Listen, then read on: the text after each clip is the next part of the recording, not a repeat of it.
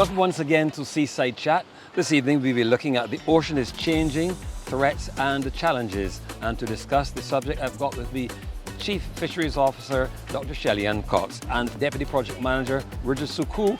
Shelley-Ann, what are some of the most pressing threats to Barbados' marine environment and how do they affect biodiversity? Well, we are facing the climate crisis and it is evident. Right now we can see the corals bleaching due to the increased sea surface temperatures. We're seeing other hazards, for instance, like sargassum influxes, and the brown tide from the influxes are impacting our reefs, our seagrass beds.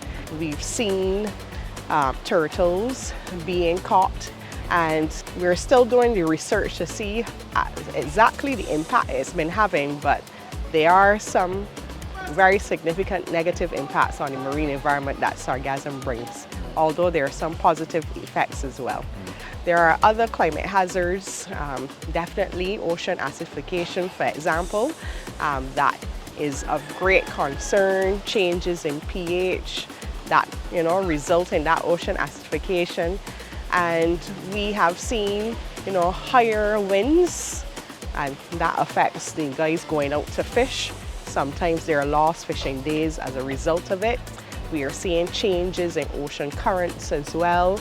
That brings the sargassum here, but it also pushes the fish further away, and our fishermen have to go further away to catch fish. The environment is under threat. Corals and other ecosystems are stressed. And then we have some unsustainable fishing practices. So that's why we have to take this approach, legislative as well as participatory, as well as co-management, to ensure that our ecosystems and people have sustainable livelihoods. Dr. Cox, are there any success stories that you can share with us? As it relates to fisherfolk associations, we're here at the gorgeous venue at Pile Bay Fish Landing Facility, and here there's an active fisherfolk association that has been doing some research on their own, experimenting with fad designs, for example. They band together and have community events. They also put together a list of training, bringing in all the marine stakeholders to speak. I would say across the island, and even in June Fisherfolk Month, we have the 2025 Barbados Fisherfolk Festival.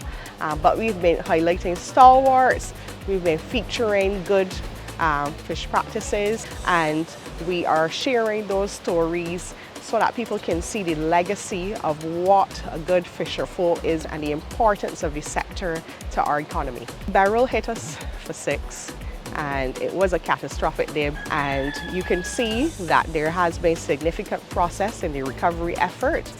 There were challenges along the way, but we do still need a lot of support to make sure that the sector is even better than it was before Beryl. It was a reset for us, and it was a time for reflection and a time to come about, and that's when we came together to finalize a new legislation, a new direction, a sustainable blue future for the fisheries sector. Thank you, Dr. Shelley-Ann Cox.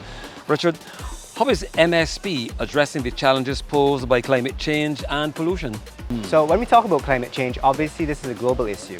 But what we know is that we can mitigate the impacts of climate change by managing local stresses. Local stresses would be stuff like the pollution, invasive species, unsustainable utilization, that kind of thing. Now MSP looks at human activities and manages those activities to ensure that the impact on the environment is minimized. How are we doing in the fight? What I would say is that we have a number of tools at our disposal to ensure that we make the best decisions based on best available information, such as science, local knowledge, and so on.